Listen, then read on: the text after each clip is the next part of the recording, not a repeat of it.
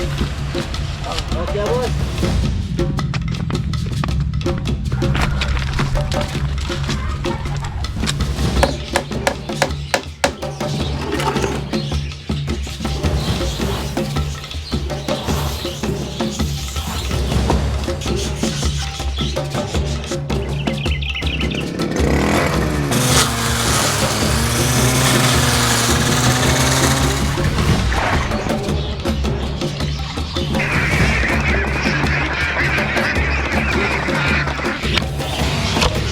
Lord, we thank you for this food. Bless and sanctify as we partake.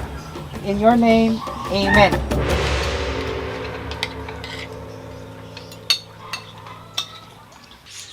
Hi guys, it's a beautiful day once again and welcome back to Dexter's World Channel.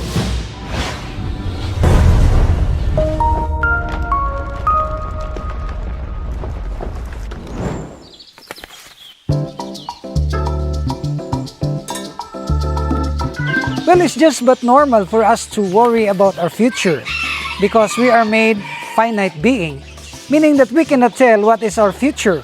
Of course, we can project, we can make plans, but these plans are not enough for us to ensure our future. And many of you have asked, Dexter, what is your secret of being happy?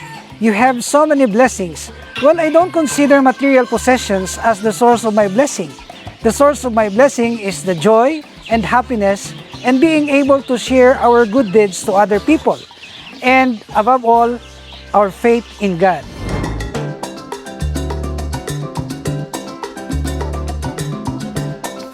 Well, I have so many good news for you today, guys. And one of which is the new pet that I have discovered from the chicken coop. And I'm holding him right now. This is a featherless chicken. And I have just decided to make him as a pet because this is very unique. And I just found him from the chicken coop that he is not normal. He's actually not normal because he is so active, but he doesn't have any feather. And you will see his face very red. This is really an extraordinary chicken. And those of you who know this breed or can explain to me what is this type of chicken, what happened that this chicken became featherless. I really don't know about the reason behind. And another good news that I am going to report to you is the coming back of our long lost pet, Simba. Many of you have asked, Dexter, what happened to Simba? Well, I cannot answer because Simba flew away and did not return anymore. But I am so surprised that after few months of hiding, Simba came back. And I hope that Simba will not anymore leave us. He will stay with us. And you will see Simba very happy climbing around this mango tree. And I'm so happy that it's been 2 nights already that Simba stayed with us.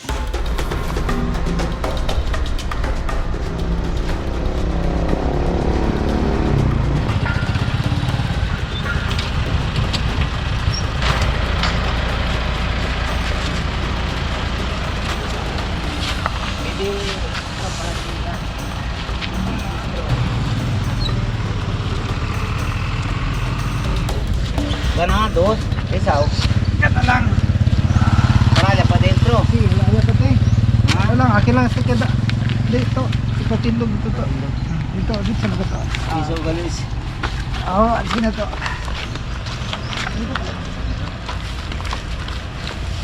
Okay, boss. Thank you.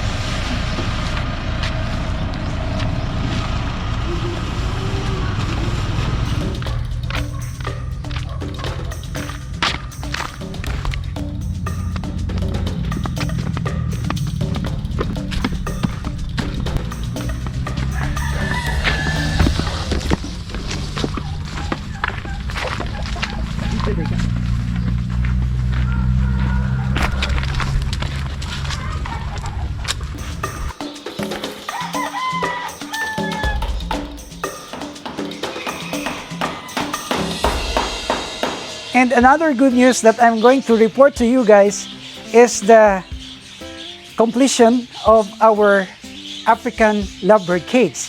In the past videos that we have uploaded, we made mention about the colony breeding, and we also have shared with you the dimensions of this cage that we are talking about. I am so glad today that we have almost completed the fabrication of this, and you will see that the four corners of this cage is already being walled with this welded screen, and this is very costly. This is the most costly material that we ever had purchased for this colony cage. And I would like to repeat that this cage has big space for our African lovebirds, and I believe that this is good enough for 20 pairs of adult African lovebirds. And you made some comments about using wood as our material because you were too concerned about the lovebirds or the African lovebirds can chew this material, this wood. But we made it very innovative that these African lovebirds could not anymore destroy the wood because we made the frame outside and then we covered this with a welded screen that they will not have any opportunity to chew or munch this kind of wood. And I think this is perfect. And if we are going to compare using this wood as our cage compared to the iron materials, well, I can say that this is much cheaper compared to the iron materials that we have used for our parakeets. You can also try this one. This is also very effective.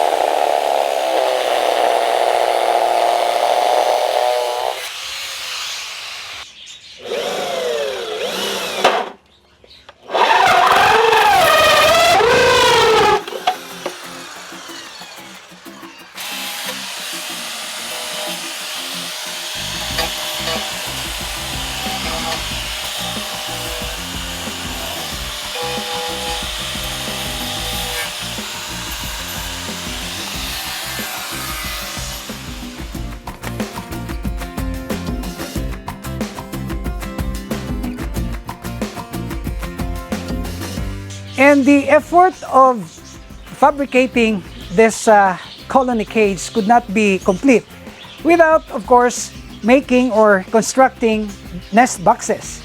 I made a research about the ideal nest box for the African lovebirds, and I have come up with my own version, of course with the help of Nonong, our staff.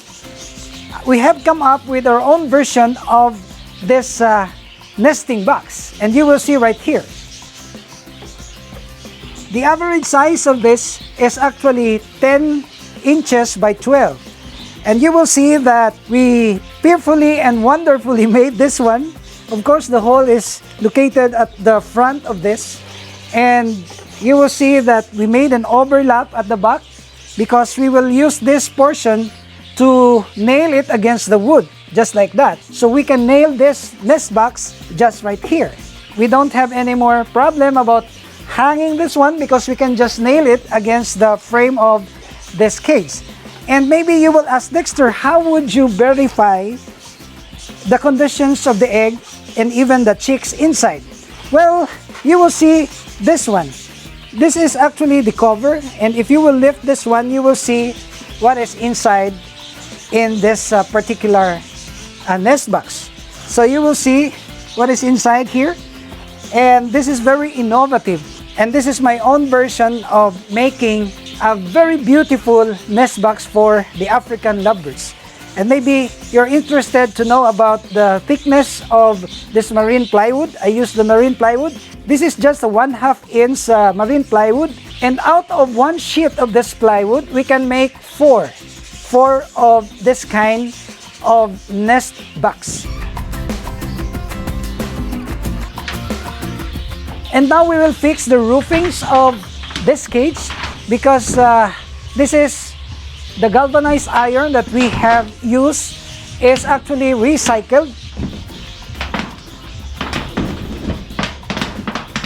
You will see that there are so many holes right here, and I would like to charge my staff, Toto, to do the fixing of the roofings.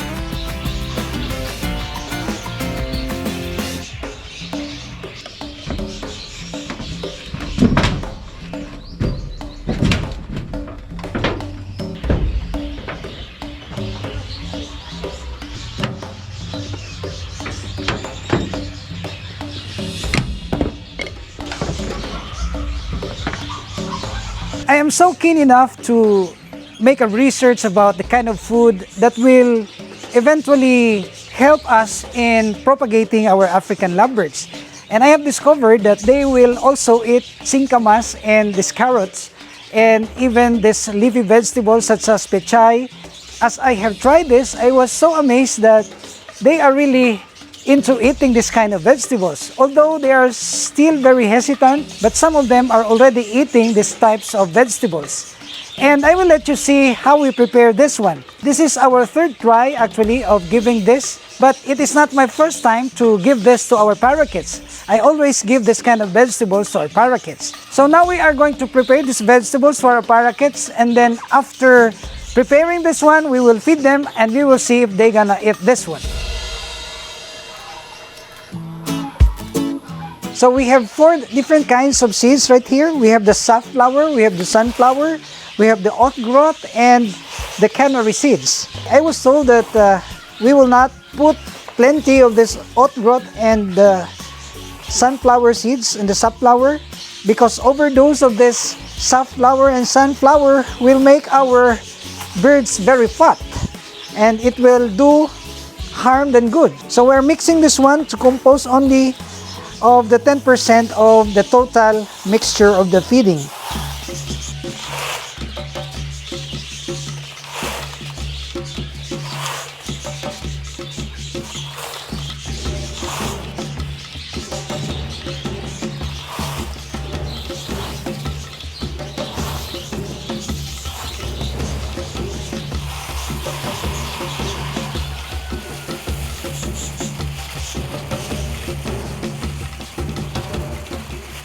And we will mix the canary seeds, and this will compose the 70% of the seeds that they're gonna eat. Okay, we will mix this one.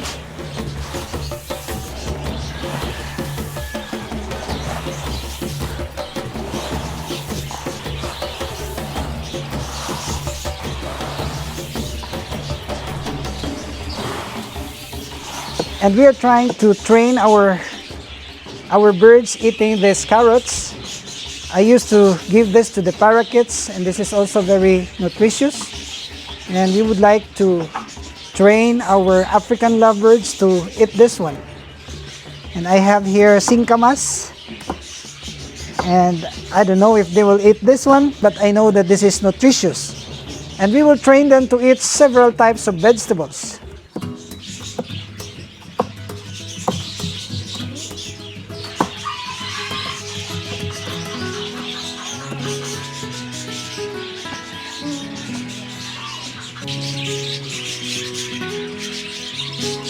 For the vegetables, we have only of these vegetables.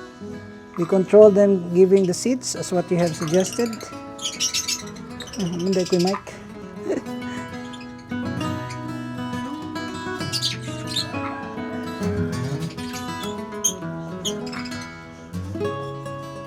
So we already have prepared the veggies for our African lovebirds. We have the mix of this papaya, we have this singkamas, we have this carrots, and this moringa.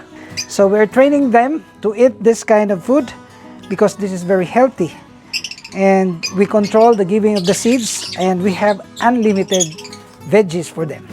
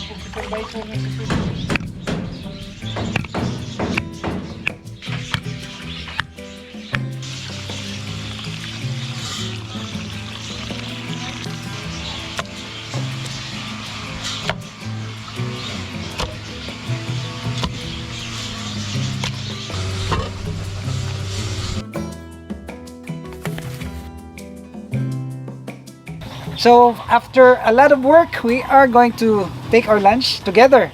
And we have the simple viand. We have here the tinolang manok. This is stew of a chicken. And we will pray and we will ask God for His blessing. So, Lord, we thank you for this food. Bless and sanctify as we partake. In your name, amen. So, Simba is with us. You look at Simba, it's right there. And I'm so happy that for the longest time, Simba came back and stayed with us for the past 2 nights. Maybe Simba will not leave us anymore. So we will take our lunch. Come on, let's eat, guys. It's lunchtime. Okay. Simba, Simba. Oh, Simba will like. Maybe Simba will eat this papaya. Oh. Simba! Simba, come on! Simba! Simba! Simba! Simba! Oh! Oh, that's your lunch. Okay. Kaon po siya. Nagiwilik-wilik.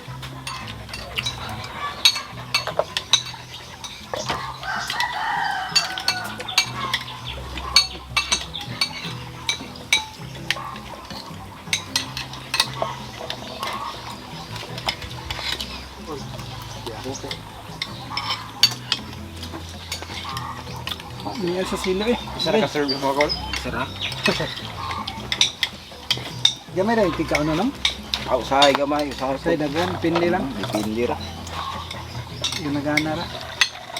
Dagkan pa kayo sabi ng dungan niya patong buntag. Gana. Tungo.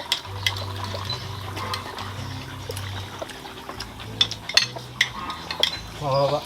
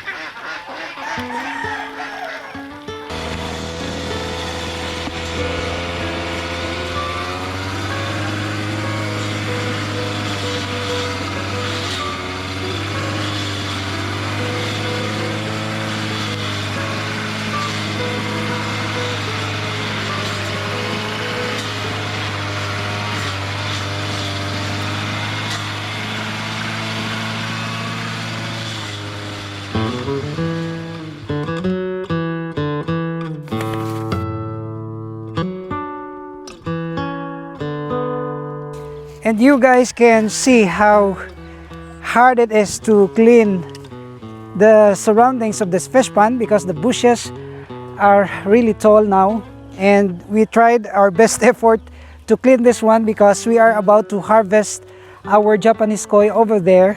And after how many weeks we're gonna harvest also our catfish.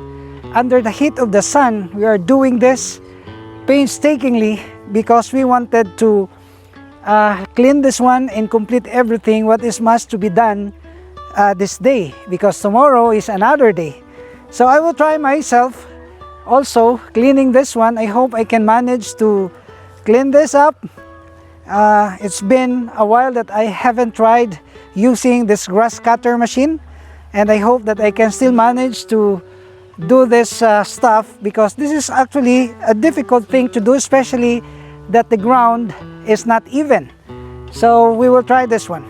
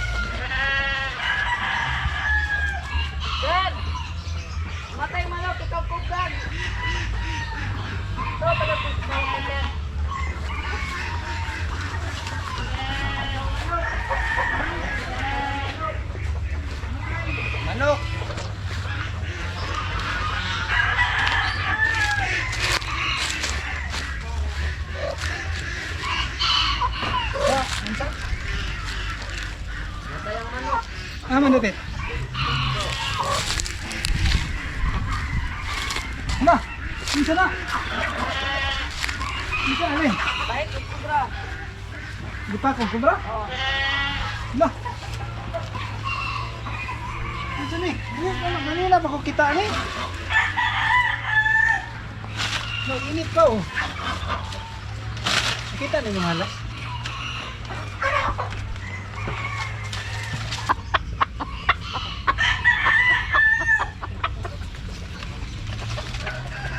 You know,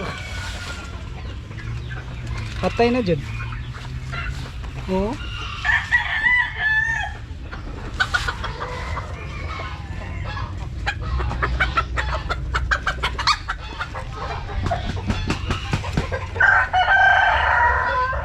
we just discovered that one of our roosters died because of cobra bites. This is an indication of the venom of the cobra because the head turned violet, and this is our experience when an animal has been bitten by a venomous snake. This will result in the discoloration of the face. It turns violet. And this is the downside of farming. There are really many cobras here during night and even daytime. And of course we had to accept this. But as what I have said, this is just part of farming. We cannot 100% be sure that all the animals will be safe because we are here in the rice field and there are so many predators. Peacock! Gino! Gino! Did you see what happened? Gino! What happened? What happened to the rooster?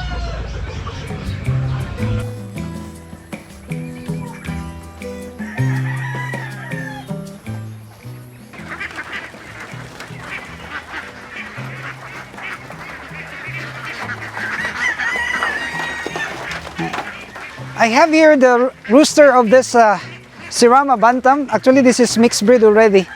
And we will make some experiment. We will try to put him in the middle of this ducks. And we will see what's gonna happen. Okay. We'll feed him here.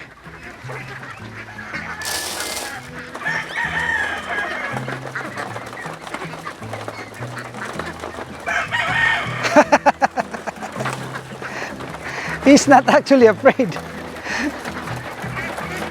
Twang!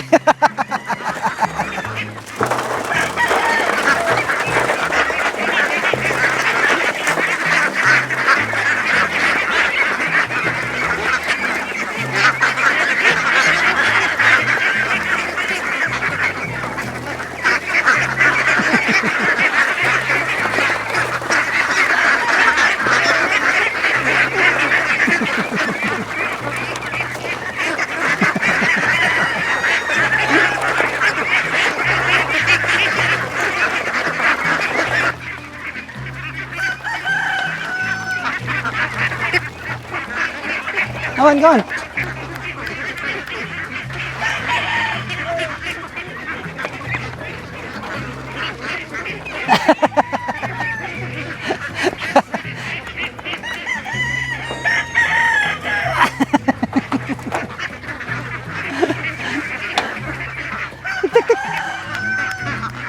The weather is just fair today and I'm really enjoying feeding all these animals. We have here the ducks, we have just fed the chicken. I'm so sad of the death of one of our roosters because of the cobra bite. And sometimes things are really happening that way and we cannot do otherwise except to accept it and make some steps in order to prevent from the same occurrence in the future. So you will see that our ducks are healthy and they are about to lay their eggs, and the next project would be the duck pen. We will make a housing over here so that our ducks can lay their eggs during the night or early in the morning. And I'm very positive about this duck farming because ducks can just lay eggs very massively if you will just put them in a good place and of course feed them with sufficient food. That's the thing that we look forward, a good duck business, and I hope that this will be materialized. So far, these are all that we can share with you, and I hope that you will still continue to like and share our videos. And if you are not subscribed to this channel, may we humbly ask you to please subscribe and hit that notification bell because we are uploading videos every 3 to 5 days only here at Dexter's World.